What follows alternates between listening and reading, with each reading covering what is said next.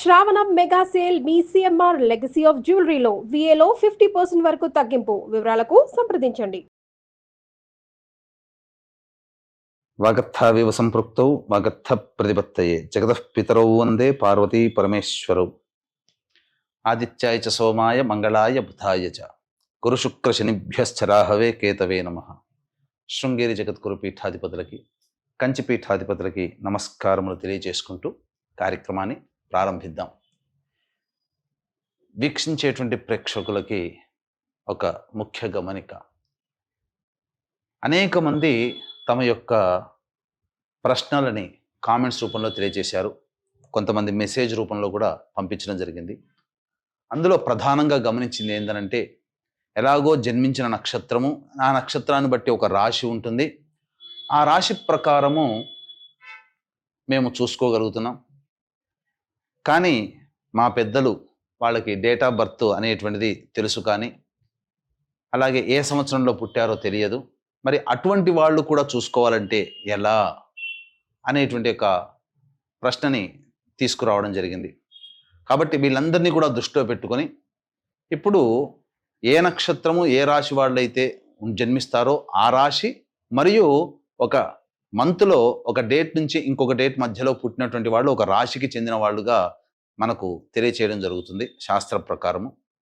కాబట్టి ఈ యొక్క గణాంకాల్ని దృష్టిలో పెట్టుకొని మనం వినూత్నంగా రాశితో పాటుగా ఒక నెలలో పుట్టినటువంటి వాళ్ళకి, అనగా ఉదాహరణకి ఉజ్జాయింపుగా ఏ రాశికి చెందుతారో ఆ రాశి వాళ్ళని మనం క్రోడీకరించుకొని ఈ యొక్క నూతన విధానంగా మనం తెలియచేయడం జరుగుతుంది. ఒకవేళ రాశికి సంబంధం లేకపోయినా మీరు జన్మించిన జన్మ తేదీ మరియు జన్మ నెల ఏదైతే ఉంటుందో జన్మ మాసమును బట్టి మీరు ఒక రాశికి చెందుతారు.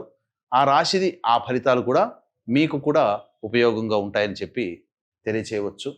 అలాగే ప్రస్తుతం గమనించుకున్నట్లయితే ఈ యొక్క ద్వాదశ రాశుల వారికి సంబంధించినటువంటి శుభ అశుభ ఫలితాలు అనేటువంటివి మీకు క్లుప్తంగా తెలియచేయడానికి ప్రయత్నం చేస్తాను. ఆగస్టు 16వ తారీఖు నుంచి 31వ తారీఖు వరకు కర్కాటక రాశిలో జన్మించినటువంటి వారికి ఏ విధంగా ఉండబోతుందో తెలుసుకునే ప్రయత్నం చేద్దాం. ఈ కర్కాటక రాశి వారిలో డేట్ ఆఫ్ బర్త్ ప్రకారం చూసుకున్న జూలై 20వ తారీఖు నుంచి ఆగస్టు 10వ తారీఖు మధ్యలో పుట్టినటువంటి వాళ్ళందరూ కూడా కర్కాటక రాశికి చెందిన వాళ్ళు అవుతారు.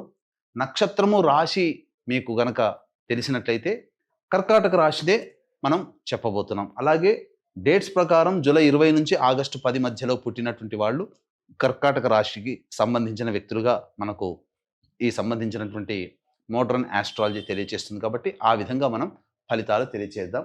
ఇక చూసినట్లయితే ప్రధానంగా గురుగ్రహ ప్రభావము వలన సంపూర్ణమైనటువంటి యోగం కలగబోతుంది. ఎలాంటి యోగం కలగబోతుంది అంటే, ఖర్చులు ఉంటాయి కానీ సద్వ్యయము అవుతుంది. ఇది గుర్తుపెట్టుకోండి. ఏదైనా ఒక చారిటీకి మీరు ధనాన్ని డొనేట్ చేయడము, లేకపోతే దైవ కార్యక్రమంలో పాల్గొనడము, ఇంకా లేకపోతే ఎవరికైనా దానాది కార్యక్రమాలు, విద్యాదానానికి కావచ్చు, ఇంకేదైనా కానీ దానాది కార్యక్రమాలు మీరు చేయడం జరుగుతుంది. ఇక 12వ ఇంట ఉన్నటువంటి శుక్రుడు ప్రధానంగా వ్యయస్థానంలో సంచారం చేస్తున్నటువంటి శుక్రగ్రహ ప్రభావము మీకు 20వ తారీఖు వరకు కొంత ఆందోళన కలిగించేటువంటి విషయం. ముఖ్యంగా వివాహమైతే వివాహ దాంపత్య సంబంధాల పట్ల, లేదా ఎవరితోనైనా కానీ స్త్రీలతో వాగ్వివాదాలు జరిగే అవకాశం, ఫ్రెండ్షిప్ రిలేషన్ దెబ్బతినే అవకాశం గోచరమవుతుంది. 21వ తారీఖు నుంచి శుక్రుడు యోగకరుడుగా మారుతాడు. సమస్యలు ఉన్నప్పటికీ కూడా ఆ సమస్యల్ని పరిష్కరించుకోగలుగుతారని చెప్పవచ్చు. ఇక రాశిలోనే బుధగ్రహ సంచార ప్రభావం అనేటువంటిది జరుగుతున్నటువంటి కారణం చేత కాస్త బద్ధకం అనేటువంటిది ఉంటుంది. ఏ పని చేయాలన్నా తర్వాత చూద్దాంలే, తర్వాత చేద్దాంలే అనుకోవడం కానీ, లేకపోతే అనుకున్నటువంటి పనులు కాస్త వాయిదా పడడం కానీ బుధగ్రహ ప్రభావం కలుగుతుంది. ఇక రవి కేతుల యొక్క ప్రభావము ధనాభావము కుటుంబ భావంలో ఉండడం కాబట్టి ప్రధానంగా ఈ మధ్య మీ మీద డామినేట్ చేసేటువంటి అవకాశం మీ కుటుంబ సభ్యులకి కలుగుతుంది. కుటుంబ సభ్యులతో వాగ్వివాదాలు కలుగుతాయి. అయితే ధనపరమైనటువంటి సమస్యలన్నీ కూడాను పరిష్కరించుకోగలుగుతారు. ప్రభుత్వపరమైనటువంటి సహాయ సహకారాలు ఈ రాశిలో జన్మించినటువంటి వారికి అందుతాయని చెప్పవచ్చు. ఇక కర్కాటక రాశి వారికి కుజగ్రహ ప్రభావం చాలా యోగించేటువంటి అవకాశం ఉంటుంది. మీరు కొన్ని సమస్యల్ని మీకు మీకు తెలియకుండానే ధైర్య సాహసాలతో వాటిని పరిష్కరించుకోగలుగుతారు. ఆత్మవిశ్వాసం పెరుగుతుంది. నూతన వ్యక్తులు పరిచయం అవుతారు. సోదర సోదరిమణుల యొక్క సమస్యలు కానీ, వాళ్ళ యొక్క సహాయ సహకారాలు కానీ పొందడం, తద్వారా అన్నీ కూడాను మంచిగా లాభసాటిగా ఉంటుంది. అన్ని విధాలుగా యోగకరంగా ఉంటుందని చెప్పవచ్చు. ఇక అష్టమ రాహువు కాస్త ఆరోగ్యం పట్ల శ్రద్ధ వహించాల్సినటువంటి పరిస్థితి. అలాగే శని ప్రభావం కూడా మీకు శని భాగ్యస్థానంలో ఉన్నప్పటికీ కూడా వక్రీకరించినటువంటి కారణం చేత అష్టమ శని దోష ప్రభావాన్ని కూడా ఈ కర్కాటక రాశి వారు ఎదుర్కొంటారు. తర్వాత చెప్పొచ్చేది ఏంటంటే, ఈ యొక్క కర్కాటక రాశి వారికి మిశ్రమమైనటువంటి ఫలితాలు కలుగుతాయి, అందులో సందేహం లేదు. కాబట్టి గొప్పగా మనకు అవకాశం అన్నీ లభించకపోయినప్పటికీ కూడా, గొప్పగా జరగకపోయినా సాధారణమైనటువంటి స్థాయే కొనసాగుతుంది. ఇక ఈ రాశిలో జన్మించినటువంటి విద్యార్థులకి విద్య యందు ఆటంకాలు అనేటువంటివి ఉంటాయి. కోరిన విద్యా సంస్థల్లో మీకు ప్రవేశం లభించాలి అంటే బహు కష్టతరం అవుతుంది. అలాగే నిరుద్యోగస్తులు మంచి సమయం కోసం ఎదురు చూడక తప్పదు. కొంతకాలం గడిచిన తర్వాత అనుకూలమైనటువంటి సమయం మీకు ఆసన్నం అవుతుందని చెప్పాలి. అలాగే ఉద్యోగ రంగంలో ఆల్రెడీ ఉద్యోగం చేస్తున్నటువంటి వ్యక్తులు కొత్త సంస్థలోకి ఉద్యోగం మారాలి అని అనుకుంటే మాత్రం ఆ ప్రయత్నాన్ని కాస్త వాయిదా వేసుకోండి.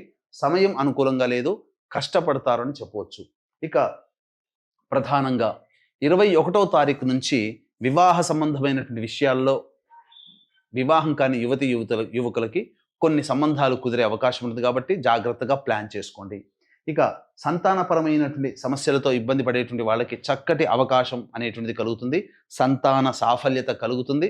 అలాగే కన్సీవ్ అయినటువంటి మహిళలకి చక్కటి సంతానం కలిగే అవకాశం కూడా గోచరమవుతుంది. అన్ని విధాలుగా ఈ యొక్క కర్కాటక రాశిలో జన్మించినటువంటి వారికి సాధారణంగానే ఫలితాలు ఉంటాయి అని గమనించగలరు. ఇక ఈ రాశిలో జన్మించినటువంటి స్త్రీలు ప్రధానంగా 20వ తారీఖు వరకు కాస్త కష్టములు అనుభవించక తప్పదు. అనవసరమైనటువంటి వ్యయాలు అవుతాయి. మీకు మానసిక ఒత్తిడి, శారీరక శ్రమ అధికంగా ఉండడం వలన ఏ పని ముందుకు సాగలేకపోతూ ఉంటుంటారు. అలాగే కొన్ని చోట్ల అవమానాలు ఎదుర్కోవాల్సి వస్తుంది. మీ యొక్క సర్వీస్ని వాడుకోవడం తప్ప మీకు ఉపయోగపడే విధంగా, లేదా మీకు ఏదైనా కానీ సహాయ సహకారాలు తిరిగి చేయడం అనేటువంటిది జరగదు. కాబట్టి మీ యొక్క సర్వీస్ని అందించేటప్పుడు 1-2 సార్లు ఆలోచించుకునే ప్రయత్నం చేయండి. వాగ్దాన రూపంలో ఎవరికి కూడాను అప్పుగా ఇవ్వకండి. వాగ్దాన రూపంలో సంతకాలు పెట్టకండి. మీ యొక్క ధనానికి మీకు ఇబ్బంది పడే అవకాశం మీకు కలుగుతుంది. కాబట్టి జాగ్రత్తలు పాటించండి. ఇక అన్నిటికంటే ముఖ్యంగా మీ యొక్క వాక్కుని ఎంత అదుపులో ఉంచుకుంటే అంత యోగ్యమైనటువంటి జీవితాన్ని పొందుతారని చెప్పవచ్చు. ఇక తర్వాత ఈ రాశిలో జన్మించినటువంటి మహిళలకి కూడా సాధారణంగానే ఉంటుందని చెప్పవచ్చు. ఇక గమనించుకున్నట్లయితే వీక్షించేటువంటి ప్రేక్షకులకి గమనిక, ఈ నెల 22వ తారీఖు రోజున చతుర్దశి మరియు అమావాస్య కలిసినటువంటిది అద్భుతమైనటువంటి రోజు. ఈ రోజున మీ యొక్క జాతకరీత్యా మీరు ఎన్ని ప్రయత్నాలు చేసినా ఆ ప్రయత్నంలో ఆటంకాలు ఎదుర్కొంటున్నారు. అలాగే ప్రధానంగా వివాహం కాక ఇబ్బంది పడుతున్నా, ఉద్యోగం సరిగ్గా లేకపోయినా, దాంపత్యం లేకపోయినా, అన్ని అవకాశాలు దగ్గర దాకా వచ్చి వెనక్కి వెళ్ళిపోయినా, ఏ ప్రయత్నం నిజాయితీగా కష్టపడి ఆ ప్రయత్నం ఫలితాన్ని పొందలేకపోయినా, మీరు ఎన్ని పూజలు చేసినా ఆ పూజా ఫలితాన్ని మీరు పొందలేకపోయినా, వీటన్నిటికీ ప్రధాన కారణం పితృదోషం. ఈ పితృదోషం ఉంటే ఏ రకమైనటువంటి అభివృద్ధి కుటుంబంలో ఉండదు. అన్నిటికంటే ముఖ్యంగా మనశ్శాంతి ఉండదు. కాబట్టి ఇది ఎలా తెలుసుకోవాలి? తండ్రి వైపు 6 తరాలు, తల్లి వైపు 3 తరాల్లో ఏవైనా దుర్మరణాలు కనుక ఉంటే పితృదోషం అంటారు. ఇట్టి పితృదోష నివారణకి 22వ తారీఖు రోజున మన పీఠం ఆధ్వర్యంలో పితృదోష నివారణ కార్యక్రమాలు జరుగుతాయి. పిండ ప్రదానము వేరు, పితృదోషము వేరు. కాబట్టి చక్కగా వీటికి సంబంధించినటువంటి 20వ తారీఖు లోపల మీ గోత్రనామాలు నమోదు చేసుకునే ప్రయత్నం చేయండి. తద్వారా మీరు అనుకున్నటువంటి సంకల్పం ఏదైతే ఉంటుందో అచిర కాలంలోనే ఆ సంకల్పాన్ని నెరవేర్చుకుంటారు. హాయిగా ప్రశాంతంగా జీవిస్తారని చెప్పవచ్చు. ఇక రోజువారీ కార్యక్రమంలో భాగంగా మంచి చెడు ఆదాయం వ్యయం ఎలా ఉంటుందో తెలుసుకునే ప్రయత్నం చేద్దాం. 16, 17, 18 ఈ తేదీలలో మీకు రాని బాకీలు వసూలవుతాయి. అలాగే కుటుంబ పరంగా ఉన్నటువంటి సమస్యని పరిష్కరించుకుంటారు. ఖర్చుకు మించిన ఆదాయం లభించడం ద్వారా అన్ని విధాలుగా ఆనందదాయకంగా ఉంటుంది. విందులు వినోదాల్లో పాల్గొంటారు, స్నేహితుని కలుసుకుంటారని చెప్పవచ్చు. ఇక 19, 20వ తేదీల్లో మీకు అనవసరమైనటువంటి వృధా ఖర్చులు అవుతాయి. దైవ దర్శనానికి వెళ్ళే అవకాశం ఉంటుంది. మీకు సంబంధించినటువంటి మీ హోదాని పెంచే విధంగా దుస్తులు కానీ ఆభరణాలు కానీ కొనుగోలు చేసే అవకాశం గోచరమవుతుంది. ఖర్చులు అధికంగా ఉంటాయి కాబట్టి జాగ్రత్తలు పాటించండి. ప్రశాంతమైన జీవితం ఉండదు. ఇక 21, 22వ తారీఖుల్లో ప్రధానంగా పెండింగ్లో ఉన్నటువంటి పనులను పూర్తి చేసుకుంటారు. చక్కగా పాత స్నేహితులు కలిసి ఆనందంగా గడుపుతారు. ధనాదాయం కూడా చాలా చక్కగా ఉంటుంది. 23, 24, 25 తేదీల్లో ఖర్చులు అధికంగా ఉంటాయి. కుటుంబ సభ్యులతో వాగ్వివాదాలు పెరుగుతాయి. మనస్సు ఆందోళనగా ఉంటుంది అని చెప్పవచ్చు. ఏ నిర్ణయం తీసుకోలేకపోతారు. ఇక 26, 27 తేదీల్లో ప్రధాన ఘట్టం మీ జీవితంలో చక్కగా అన్ని విధాలుగా యోగకాలంగా ఉండేటువంటి సమయం. మీ ధైర్య సాహసాల వల్ల మీకు భవిష్యత్తులో మీకు యోగం కలుగుతుంది. అన్ని విధాలుగా సహాయ సహకారాలు అందుతాయి. రాని బాకీలు కూడా వసూలవుతాయని చెప్పవచ్చు.